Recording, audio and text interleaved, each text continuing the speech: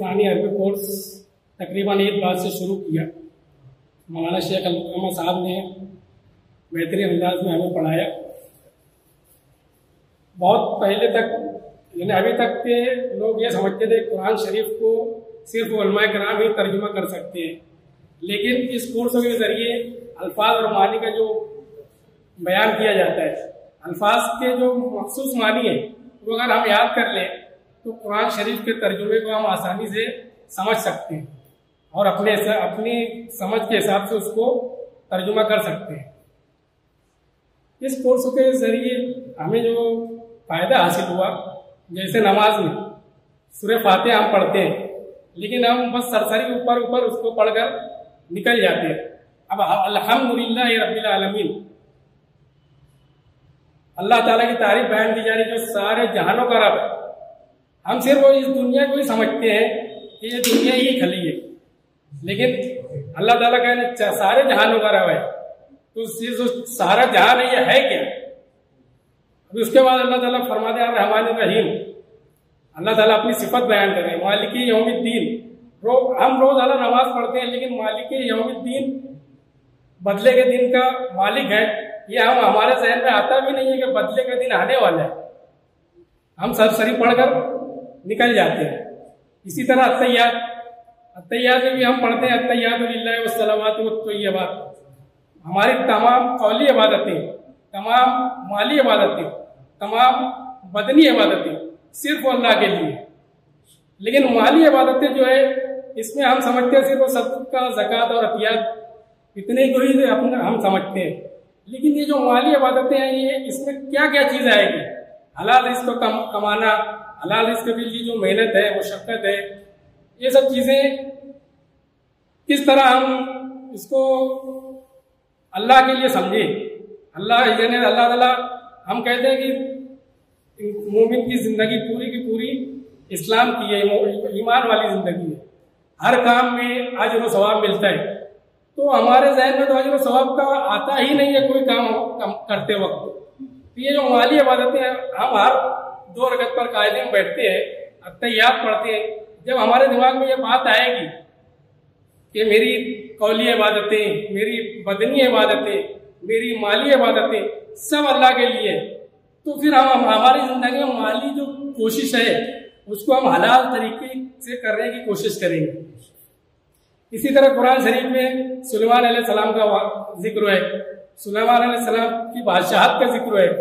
तो बादशाहत ये दुनिया का निज़ाम चलाने के लिए, तो हम तो इसको समझते हैं कि ये दूसरों का काम है, लेकिन ये असल में इस्लाम का, मुसलमानों का काम है। दुनिया में बादशाहत का, खिलाफत का जो अल्लाह ताला ने रुतबा दिया है, अल्लाह ताला ने खुद कहा है मैंने खलीफा बनाया, लेकिन आज हम अपने उस मुकाम को भूल गए। इसी तरह दाऊद अलैहिस्सलाम, उनके हाथ में अल्लाह ताला ने लोहे को नरम किया, ज़रा बख्तर बनाए उन्होंने, लेकिन हम समझते हैं कि ये दुनिया है। इसी तरह नूह अलैहिस्सलाम की कश्ती, ये इंजीनियरिंग उसमें आ जाएगी। नूह अलैहिस्सलाम को कश्ती किसने बनाना सिखाई? अल्लाह ताला ने बनाने सिखाई, लेकिन अब इसको दुनिया समझते हैं।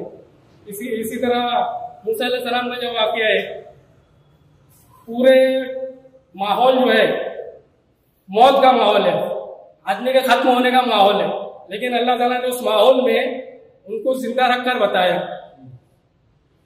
तो इसी तरह जैसे जैसे हम कुरान पढ़ेंगे, हम आयत पढ़ेंगे, तो उस आयत में क्या मजमून छुपा हुआ है वो हमारे जहनों में आता है।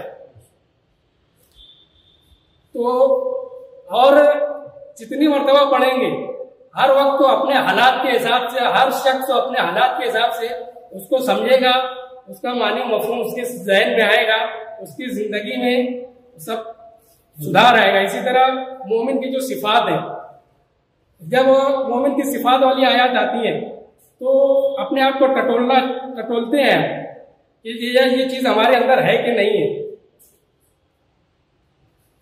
तो इस तरह हम कुरान शरीफ पढ़ेंगे तो हर वक्त तो हमारे लिए नए नए मज़ामीन खुलते जाएंगे, और कुरान शरीफ क़यामत के दिन हमारे लिए कब्र में, हमारे लिए हश्र में शफाअत का बाइस बनेगा। अल्लाह ताला हमें इसकी समझने की तौफीक अता फरमाए और इस कोर्स को زیادہ سے زیادہ لوگ کریں، اس کی کوشش ہونا چاہیے.